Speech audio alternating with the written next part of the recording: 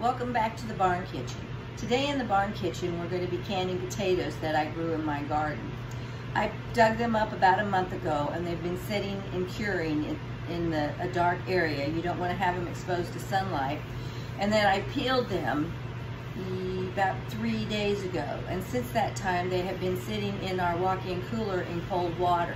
I've drained them and refilled them with water a couple times because I'm trying to get all the starch as much as possible leached out of them before I can them. But anyway, I've got them on the stove behind me. The first thing that you want to do after you get your potatoes washed and peeled and cured out is you're going to sit them on you're going to get them in a pot of water, and we need to cook them, bring them to a boiling temperature and boil them for about 10 minutes. So I've got my potatoes here boiling. I've got a pot of fresh water for adding to my jars because you do not want to add the liquid from your potatoes to your jars. So fresh water here. I got my pressure canner heating up with 3 quarts of water in it, and you need to follow the manufacturer's instructions for your particular pressure cooker. Potatoes cannot be water bath canned, they must be pressure canned. And then lastly, I have my lids back here warming. You don't want to boil those, but I like to just get them warm just to get the rim softened up so they seal better. I also wanted to mention why I haven't been putting out videos for quite some time. Today is August 1st, by the way, and I found out back in April that I have breast cancer. So I've been dealing with that and haven't even thought about videos for that much. But I've kind of come to terms with it. I'm under treatment, I'm going chemotherapy, I've lost all my hair, there you have it. I don't let many people see that, but that's why I'm wearing the hat today. I'm not completely comfortable going bald yet, and I have a wig, but quite frankly I just can't stand to wear it. It's itchy and it's hot and I don't like it. I do wear it though when I go out. I've not yet been able to go without anything. But anyway, enough of that. I'm dealing with it. But we're going to get these potatoes boiled and cooked up, and then I'll bring you back and show you the processes about jarring them up and getting them in the pressure cooker. So stay tuned. Okay, potatoes are done. They have been cooking for 10 minutes on the stove. I've got my boiling hot water to go in and fill the jars with. I've also got salt, which I forgot to mention. We're going to put a teaspoon of salt into each jar. And by the way, I sanitize my jars in my dishwasher, and then I put them in my oven and set it at 200 degrees to keep them hot while they're waiting for the potatoes. So everything's ready to go. Let's get busy and jar up these potatoes.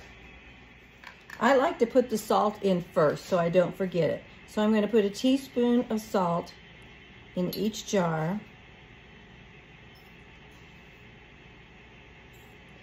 And then we'll start adding the potatoes. And you're going to want to use a slotted spoon for this.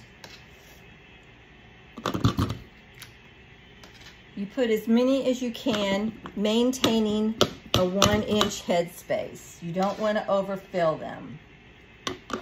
And if you'll notice, I'm using whole potatoes. Some of them I had to cut in too, but for the most part, they're small, whole, and they're white. They're Kennebecs is what they are, which we really like to can. That one's shouldn't have went in there, so let me get him out of here. Ow, hot, hot, hot. Here, put him into that jar. You just go through, fill your jars. I'll do one more and show you. It's really, this is super, super easy. And these are so, so good to have for in the winter time.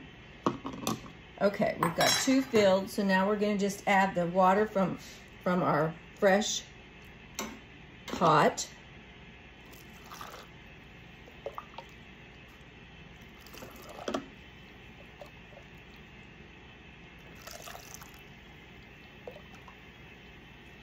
And remember to keep that 1-inch headspace. Okay.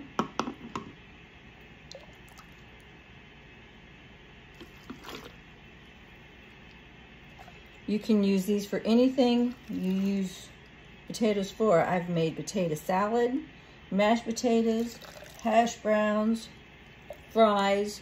They're great to throw into soups and stews. They're just wonderful to have in your pantry ready to go. Okay, so those 2 are done. Now the next thing that you want to do, which is really important, is you want to take your degassing tool and just run around the inside of that jar. What it does is going to dislodge any air bubbles that might be in there, and it actually helps settle the potatoes. So then you take a wet cloth with vinegar and just wipe the rim so that you make sure there's no salt or anything on there that's going to interfere with the lid sealing. Add a lid to it and a ring, finger tight only, and it is ready to go into the pressure canner. So I'll get that one out of the way and set in there.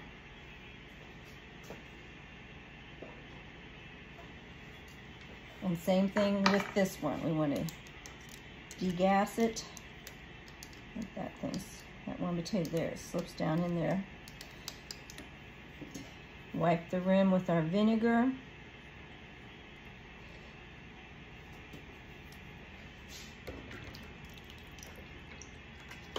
Add a ring,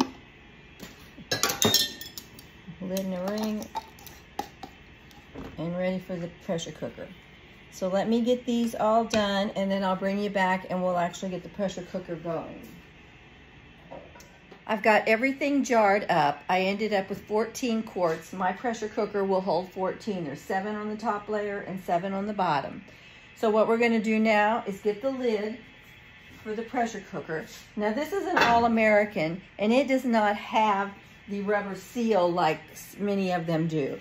So what you have to do is take oil, vegetable oil, I'm using olive oil, and put it on a paper towel, and you go and rub it along this rim. And that is what helps make the seal.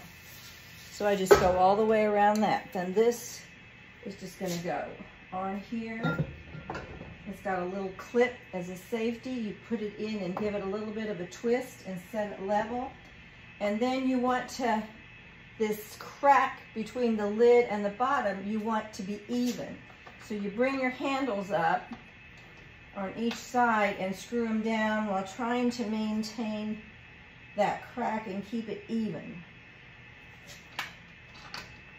And I don't know if it's perfect, but I eyeball it and get it as close as I can. And I've never had issues with it. But go all the way around and bring those handles up. It's hot, hot, hot.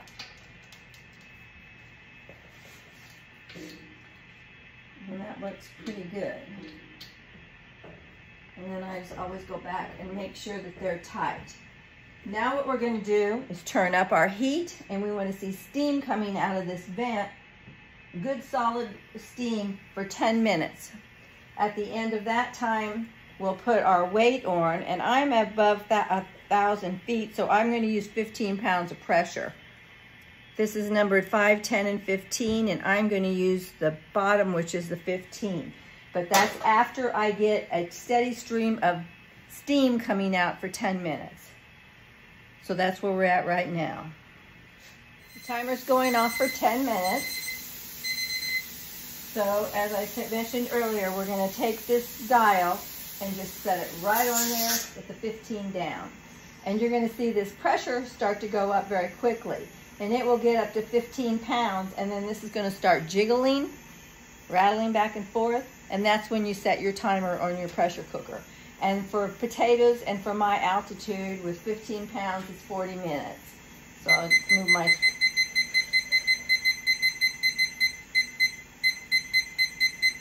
So the timer's ready, but I'm not going to start until this weight starts to jiggle back and forth and it tells me that I'm at the right pressure. We're about to pressure. The buzzer's going to go off any minute, or the rattler, I mean. But this is how it's going to sound, and you'll notice I'm at 15 pounds. So there we go, we're at pressure, so we need to start our timer. So now basically, it's adjusting this temperature to maintain that pressure and watching it for 40 minutes. Now if it falls below pressure, you have to start your time all over again. So you want to make sure and keep that steady pressure. It needs to jiggle at least 4 times in an hour. So there we go, we're off to the races. Now, when the 40 minutes is up, the only thing that I'm going to do is come in here and turn the stove off and just leave it alone. It has to come back down to 0 pressure before I can attempt to take that lid off. And that takes at least an hour, probably over an hour. But you never, ever, ever want to take that lid off when there's still pressure on there. It'll just blow up on you. So again, we're going for 40 minutes. When it's done, all I'm going to do is come and turn the stove off and just let it come back down, and then I will bring you back. Okay, our pressure is down to 0 now. You can see here. So what we're going to do now, it's pretty hot. Let me get a towel. We're going to take off this, which will allow a little bit more steam to escape. We're going to leave it alone for 2 minutes. Then we're going to take off the lid, but we're not going to take the jars out yet. We're going to let them set for 10 minutes and then pull the jars out. Now we're going to take the lid off. And when you lift this lid, make sure you point it away from your face, because there's going to be a lot of steam come out of there. Twist it a little bit and then lift it away. But now, like I said, we're not going to take these jars out. I'm going to let them sit like that for 10 minutes because they are so hot. If I force them out into this cooler environment too quickly, it's just going to siphon the water out of the jars. Some of them, it looks like it's already taken a bit of the water. Not too bad though, but I don't want it any worse than that. So I'm just going to let them sit here for 10 minutes and they'll probably start popping, which is what we want. Some are already sealed, and then we leave them on the counter for 24 hours undisturbed.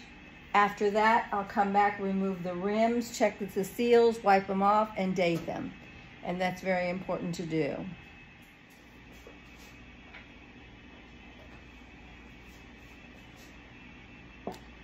And there you have it.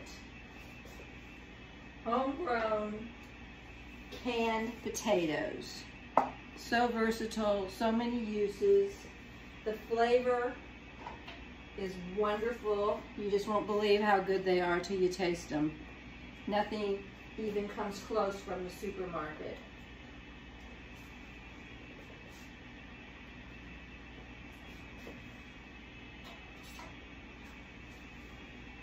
It's the one thing that I have in my pantry all the time is canned potatoes.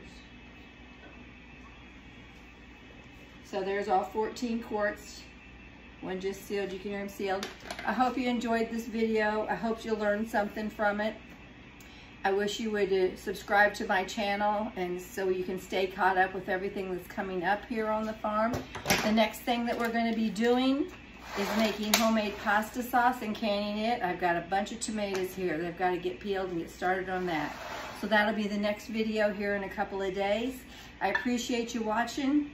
Appreciate you taking the time out of your day to subscribe to my channel, and thank you very much. Have a wonderful day and God bless.